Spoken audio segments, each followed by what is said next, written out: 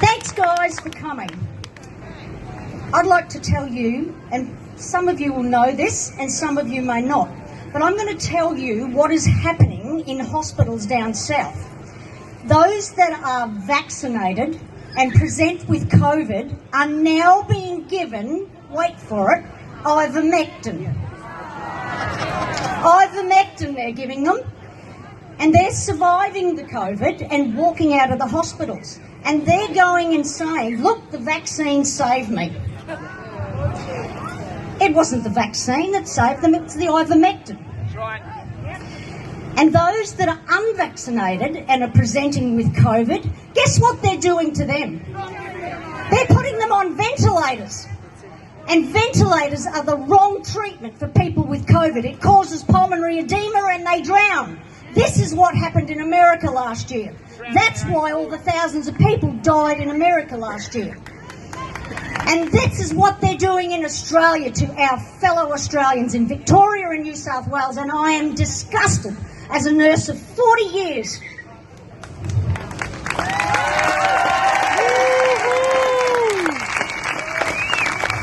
I met a nurse on the Sunshine Coast a couple of weeks ago at one of the silent protests. This nurse was about to graduate and she was doing her practical. That's all she had to do until she graduated. She was working on a ward and a lady came in, an elderly lady, probably in 60 age, around that period, and she'd had a massive stroke, this woman, after having had the vaccination. When the handover occurred with the nurses changing shift, they told this nurse, this lady, she's had the double vaccination, she suffered a serious stroke, and blah, blah, blah, that was the rest of her treatment. When this young nurse, a new trainee nurse, went to write in her notes what she had done for this patient, she noticed there was nothing written in the notes about this woman having had the double vaccination. And as a good nurse should do, she asked questions. And she asked the senior nurses, why was there nothing in this lady's notes about being double vaccinated? And you know what they said to her? They said, don't ask questions. And so the young nurse then went to one of the doctors and asked him, why is there nothing written in this lady's notes about double vaccination?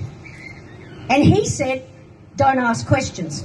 An hour later, that nurse was pulled off the wards and sent somewhere else. That's disgusting. I'm going to hand you over to a good colleague of mine. Thanks, Laurie. We're nurses, we're awesome. Just ask us. We're from the Sunshine Coast, and there's a few little things that I wanted to mention. That always the pen is mightier than the sword.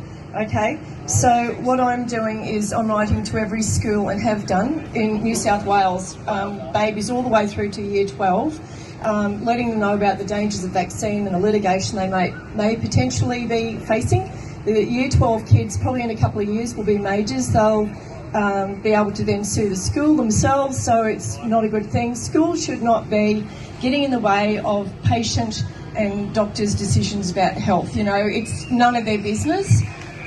You should not be putting that responsibility on the teachers. It's just disgusting. About 6 weeks ago, they rounded up 24,000 year 11 and 12 school kids and put them on buses, took them to the stadium. The parents were denied entry. Okay, now this must have been the scariest thing ever. They had police there and all these kids were jabbed. 2 died on the spot and then 2 died later on, and then it's radio silence. Haven't heard anything else, but that's just disgusting. So I'm writing a big letter which also has an attachment, and it's from the COVID Medical Network.